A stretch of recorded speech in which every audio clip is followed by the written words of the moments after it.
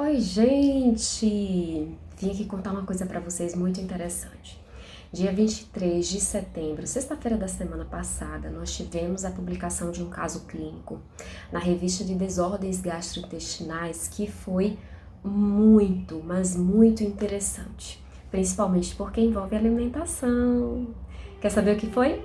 Fica aqui que eu vou te contar. Então, nesse caso clínico, os pesquisadores tinham um homem de 56 anos com diabetes do tipo 2, que foi acometido de colite ulcerativa. Ele deu entrada no hospital universitário sentindo dores no quadrante inferior esquerdo do abdômen, apresentando sangue oculto nas fezes, alteração de hemoglobina glicada e de triglicerídeos. Ele estava acima do peso, não era classificado como obesidade, mas ele estava ali no limite entre sobrepeso e obesidade. Ele foi convidado, então, a ficar internado no hospital para que pudesse fazer o tratamento de remissão da colite ulcerativa. E a conduta desenhada para ele foi muito interessante. Olha só, como ele já fazia uso de medicamentos para tratar o diabetes, ele continuou fazendo uso desses medicamentos, mas ele não fez nenhum uso de medicamento para remissão de colite ulcerativa. A única coisa que fizeram com esse paciente foi submetê-lo a uma dieta plant-based. Na dieta plant-based desse indivíduo, tinha ovos, iogurte, peixe uma vez por semana e carne uma vez a cada 2 semanas. No 9º dia, ele recebeu alta. Depois de ser submetido a esse tratamento, ele recebeu alta no 9º dia. No 9º dia, ele não apresentava mais sangue oculto nas fezes em valores que fossem considerados preocupantes, estava dentro dos valores aceitáveis. Ele tinha reduzido a hemoglobina glicada que tinha entrado alterada, ele reduziu triglicerídeos, baixou o peso e conseguiu fazer remissão da colite ulcerativa. Bom, na alta ele foi recomendado, foi aconselhado a continuar com essa dieta, seguindo aí para a vida uma alimentação plant-based. Mas será que ele fez isso? Então ele foi conduzindo a vida.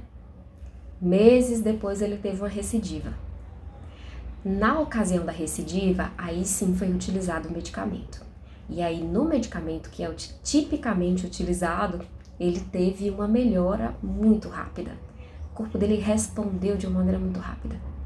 Ok, vamos viver a vida numa boa, de novo. E aí ele teve uma outra recidiva meses depois. Essa segunda recidiva já foi mais séria. Precisou de medicamento novamente. Dessa vez, mais tempo.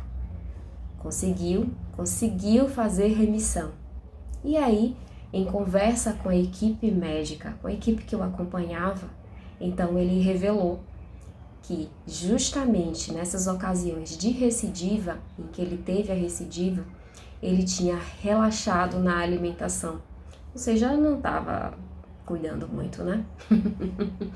Isso a gente consegue enxergar no nosso dia a dia, em várias situações. Você também faz isso às vezes? Relaxa na alimentação e aí começa a perceber um monte de coisa errada acontecendo?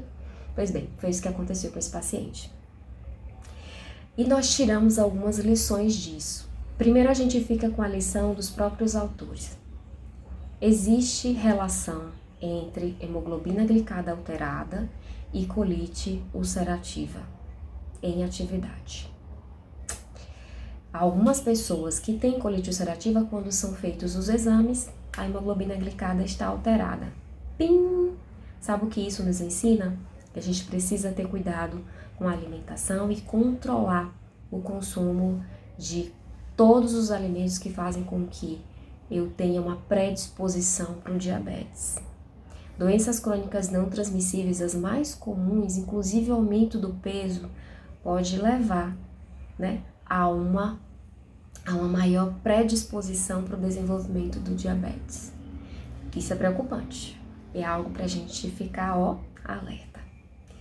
Os autores eles apresentam inclusive no começo do artigo que existe sim em alguns países já relação entre hemoglobina glicada alterada, relacionada com diabetes do tipo 2 e colite ulcerativa.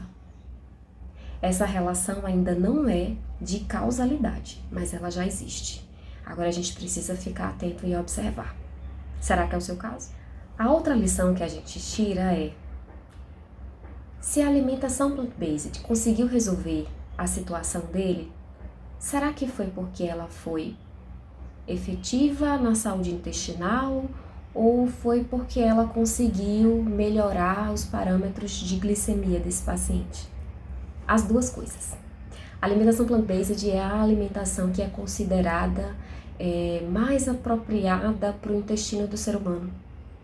Mas ela também é considerada uma das mais apropriadas, eu diria que a mais apropriada para controle do diabetes. Uma alimentação plant-based bem feita, a partir de alimentos integrais, evitando aditivos químicos, refinados, extremamente gordurosos, a gente consegue sim ter uma alimentação extremamente boa, saudável, cheia de fitoquímicos, com muitos antioxidantes e substâncias bioativas que podem sim ajudar o nosso intestino a funcionar melhor e controlar os nossos níveis de glicemia.